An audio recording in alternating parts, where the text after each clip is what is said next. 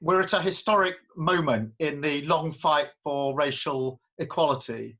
The growing resurgence of the Black Lives Matter movement after the killing of George Floyd, coupled with the visceral impact of coronavirus on Black and minority ethnic communities, I think have laid bare the structural inequality and racism that still blights our society and societies across the world.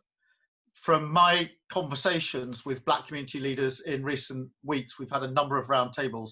I know it's action, not words, that we need now. And that's why I've personally announced a series of measures to improve the situation within the Labour Party, building on Labour's Bernie Grant leadership programme to increase representation across Labour's elected representatives, introducing an immediate audit into the diversity of Labour staff, including the representation of Black and Asian and minority ethnic staff, and an action plan and targets to follow the diversity audit.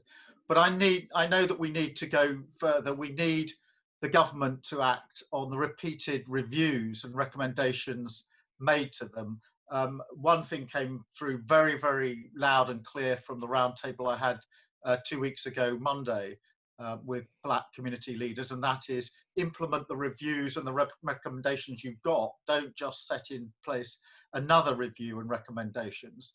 And that's why we say yet another review from the government isn't enough for the urgency of the issue. And that's why today I'm calling for an urgent action plan from the government to implement 4 of the most egregiously unimplemented recommendations from past reports. And those 4, as I think you may know, are the ethnicity pay gap reporting from the McGregor-Smith review, which dates back, I think, to 2017.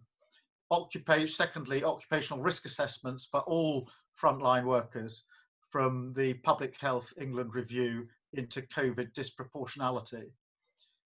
Thirdly, a clear national target to achieve a representative judiciary and magistrate by 2025. That's from the Lamy review, and I know from working in the criminal justice system for many years that that's a target that is absolutely needed.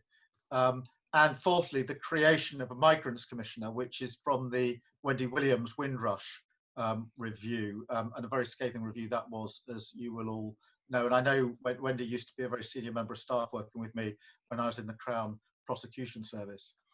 In recent weeks, we've marked the 3rd anniversary of the Grenfell Tower fire and the anniversary of the arrival of the Empire Windrush. Grenfell and the Windrush scandal were obviously moments of great pain for the Black community, and those anniversaries lifted the curtain. We cannot allow that curtain to fall back into place. So thank you all for joining me.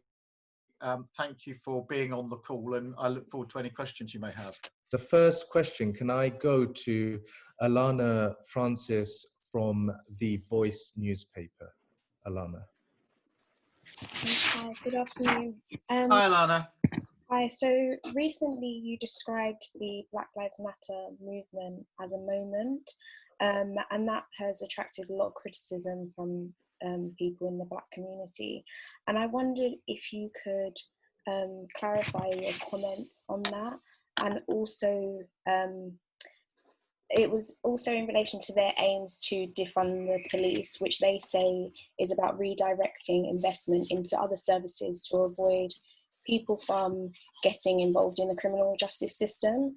And I just wanted to hear your thoughts on those aims, if they were something that you agreed with. Well, Alannah, let me deal with both of those in order. What I meant by a moment was a defining moment or a turning point. And if I've heard anything in the last few weeks and months that has been sort of loud and strong and clear, it's that the Black Lives Matter movement and the the emotional coming together that's happened in the last few weeks and months has to be a turning point. In other words, now that many more people across the world have actually recognized and acknowledged the injustice, we've got to do something about it. And I don't think there's anybody who hasn't said we need a turning point, we need a moment, we need a defining moment. And it was in that sense I meant it's got to be a moment in which we come together, recognise that things have got to change and change them. And so whether you call it defining moment, turning point, doesn't really matter, but it was intended to recognise that having quite rightly drawn attention to the injustices across the world, and here in the UK, where we've got deep pockets of racism and very broad-based discrimination, that there had to be a moment, a defining moment, a turning point when things actually changed. So, Alannah, that's the sense in which I meant a moment, and I genuinely think that reflects what many people feel, that this has got to be something of a turning point if we're actually going to make progress from here. And that's what I've heard very powerfully. I mean, I think it's amongst the reasons that people have said to me, for heaven's sake, implement the recommendations you've got, show that this is going to lead to something that is going to be a moment, a turning point, and actually lead to change. On the defunding of the police, I have no problem at all with further funding for education, mental health, housing, you name it. And one of the points I made when I was Director of Public Prosecutions, because I was always being asked the question, how would you reduce people going into the criminal justice system? And I always said, put your money in your schools, put your money in your early years, put your money in your support and your mental health support, because that's where it's most needed. And I'm a big advocate of that. But so far as the UK is concerned, I also think we need more funds for our police.